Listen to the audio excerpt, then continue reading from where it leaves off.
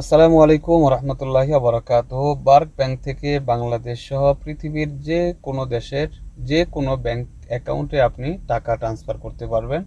আজকের এই ভিডিওতে আমি এই প্রসেসটাই আপনাদের দেখিয়ে দিব। বার্ক ব্যাংক থেকে টাকা পাঠাতে হলে অবশ্যই যেই অ্যাকাউন্টে আপনি টাকা ট্রান্সফার করবেন ওই অ্যাকাউন্টটি বেনিফিশিয়ারি করে নিতে হবে বা সেভ করে নিতে হবে, তারপর আপনি টাকা পাঠাতে পারবেন। একটা অ্যাকাউন্ট একবার বেনিফিশিয়ারি করলে দ্বিতীয়বার আর বেনিফিশিয়ারি করতে হয় না। আপনি দ্বিতীয়বার যখন একই অ্যাকাউন্টে টাকা পাঠাতে চাইবেন তখন আপনি লিস্টে গিয়ে সেই অ্যাকাউন্টটি পাবেন, সেখান থেকেই টাকা পাঠাতে পারবেন। আমি প্রথমে আপনাদের দেখাবো কিভাবে অ্যাকাউন্ট বেনিফিশিয়ারি করবেন, এরপর কিভাবে টাকা ট্রান্সফার করবেন। শুরুতে আপনি আপনার মোবাইলে থাকা বার্ক অ্যাকাউন্টটি লগ ইন করে নেবেন। অ্যাকাউন্টটি লগ ইন হওয়ার পর আপনাদের সামনে এই ধরনের ইন্টারফেস আসবে। হাতের ডান পাশের কর্নারে লেখা আছে ইন্টারন্যাশনাল ট্রান্সফার, এখানে ক্লিক করবেন। নতুন করে আপনি যদি অ্যাকাউন্ট বেনিফিশিয়ারি করতে চান তাহলে উপরে লেখা আছে send money to new beneficiary, এখানে ক্লিক করবেন।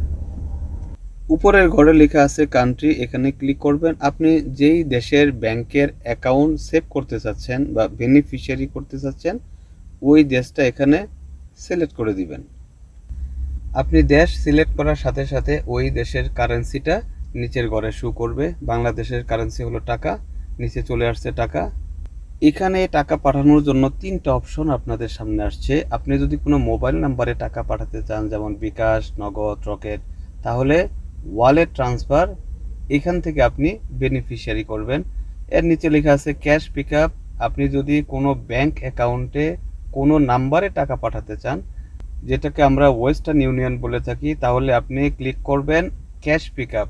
এখানে আপনাকে অ্যাকাউন্ট নাম্বার বেনিফিশিয়ারি করতে হবে। আপনি যদি কোনো ব্যাংক অ্যাকাউন্টে টাকা ট্রান্সফার করতে চান তাহলে নিচে লেখা আছে ব্যাংক ট্রান্সফার, এর নিচে লেখা আছে ব্রাউজ অল ব্যাংকস, এখানে ক্লিক করবেন। অর্থাৎ আপনি যদি কোনো ব্যাংক অ্যাকাউন্টে টাকা ট্রান্সফার করতে চান তাহলে ক্লিক করবেন ব্যাংক ট্রান্সফার বরাবর নিচে লেখা আছে ব্রাউজ অল ব্যাংকস, এখানে আমি এখানে ক্লিক করলাম। আপনি যেই ব্যাংকের অ্যাকাউন্টে টাকা ট্রান্সফার করতে চাচ্ছেন বা যেই ব্যাংকের অ্যাকাউন্ট সেভ করতে চাচ্ছেন ওই ব্যাংকের নামটা এখানে সিলেক্ট করে দিতে হবে। এখানে বাংলাদেশের সকল ব্যাংকগুলোর লিস্ট আছে। আমি ইসলামী ব্যাংকের একটা অ্যাকাউন্ট সেভ করব, এই জন্য সিলেক্ট করতেছি ইসলামী ব্যাংক।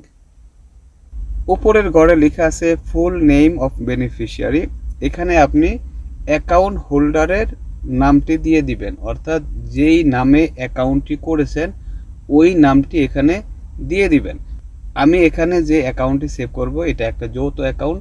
যৌথ অ্যাকাউন্টের ক্ষেত্রেও এবং সিঙ্গেল অ্যাকাউন্টের ক্ষেত্রেও যেই নামে অ্যাকাউন্ট করা হবে সেম নামটা এখানে দিতে হবে। আমিও নামটি দিয়ে দিতেছি। অ্যাকাউন্টের নাম দেওয়া হয়ে গেলে নিচে লেখা আছে রিলেশন, এখানে ক্লিক করবেন। এখানে চারটে অপশন আসছে, পার্সোনাল, ফ্যামিলি, ফ্রেন্ডস, এমপ্লয়মেন্ট। এখানে আপনি পার্সোনাল বা ফ্যামিলি যে কোনো একটা দিয়ে দিতে পারেন। আমি এখানে ফ্যামিলিটাকে সিলেক্ট করে নিলাম। এরপর নিচের ঘরে লেখা আছে অ্যাকাউন্ট নাম্বার ফ্ল্যাশ আইব্যান, এখানে আপনি 17 সংখ্যার ফুল অ্যাকাউন্ট নাম্বারটি দিয়ে দিবেন।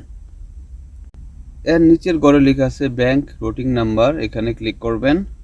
এখানে ব্রাঞ্চের ডিটেলটা দিতে হবে। উপরে লেখা আছে ডিস্ট্রিক্ট, এখানে ক্লিক করবেন। এখানে বাংলাদেশের যত ডিস্ট্রিক্ট আছে সবগুলা ডিস্ট্রিক্ট এখানে শো করবে। আপনি যে অ্যাকাউন্টটা সেভ করতেছেন বা বেনিফিশিয়ারি করতেছেন এই অ্যাকাউন্টটা যেই ডিস্ট্রিক্টের আওতায় আছে ওই ডিস্ট্রিক্টটা উল্লেখ করে দিবেন। আমি যে অ্যাকাউন্টটা সেভ করতেছি এটা ঢাকা নর্থ আওতায় পড়ছে, এই জন্য ক্লিক করতেছি ঢাকা নর্থ। এর নিচের ঘরে লেখা আছে সিটি বা ব্রাঞ্চ নেম, এখানে আপনাকে ব্রাঞ্চটা উল্লেখ করতে হবে। আপনি যেই ডিস্ট্রিক্টটা সিলেক্ট করছেন এই ডিস্ট্রিক্টের যতগুলো ব্রাঞ্চ আছে এটা আপনি এর নিচে লেখা আছে ফাইন, এখানে ক্লিক করলেই সবগুলো শো করবে। এখান থেকে আপনি আপনার যে ব্রাঞ্চটা এই ব্রাঞ্চটা সিলেক্ট করে দিবেন। এরপর নিচে লেখা আছে কন্টিনিউ, এখানে ক্লিক করে দিবেন। এখানে দুইটা অপশন আসছে, দুটোটা অপশনই নো অবস্থায় আছে, এটা এই অবস্থায় থাকবে। নিচে লেখা আছে কন্টিনিউ, এখানে ক্লিক করে দিবেন। আপনি যেই মোবাইল নাম্বার দিয়ে বার্ক ব্যাংকের অ্যাকাউন্টটি ক্রিয়েট করেছেন সেই মোবাইল নাম্বারে বার্ক ব্যাংক থেকে একটা কল আসবে। কলটা আপনি রিসিভ করবেন। কলটি রিসিভ করার পর শুরুতেই যে নাম্বারটা বলবে সেম নাম্বারটা ডায়াল করে দিবেন, তাহলেই আপনার অ্যাকাউন্টে বেনিফিশিয়ারি হয়ে যাবে। প্রিয় ভাইরা, তখন আপনারা দেখলেন কিভাবে আপনারা অ্যাকাউন্ট নাম্বার বেনিফিশিয়ারি করবেন। এখন দেখাবো কিভাবে টাকা ট্রান্সফার করবেন। এখান থেকেও আপনি সরাসরি ট্রান্সফারে চলে যেতে পারবেন। ক্লিক করে আমি আপনাদের দেখাইলাম, তবে আমি এখন আপনাকে দেখাবো যেখানে অ্যাকাউন্ট নাম্বারগুলো সেভ অবস্থায় থাকে সেখান থেকে একটু ব্যাগে চলে যাবেন। ব্যাগে আসার পর আপনারা স্ক্রল করে কিছুটা নিচে যাবেন। আপনি এই পর্যন্ত যতগুলো অ্যাকাউন্ট নাম্বার সেভ করেছেন সবগুলো অ্যাকাউন্ট নাম্বার নিচে এখানে শো করবে। আপনি যেই অ্যাকাউন্টে টাকা ট্রান্সফার করবেন এই অ্যাকাউন্টের উপর ক্লিক করবেন।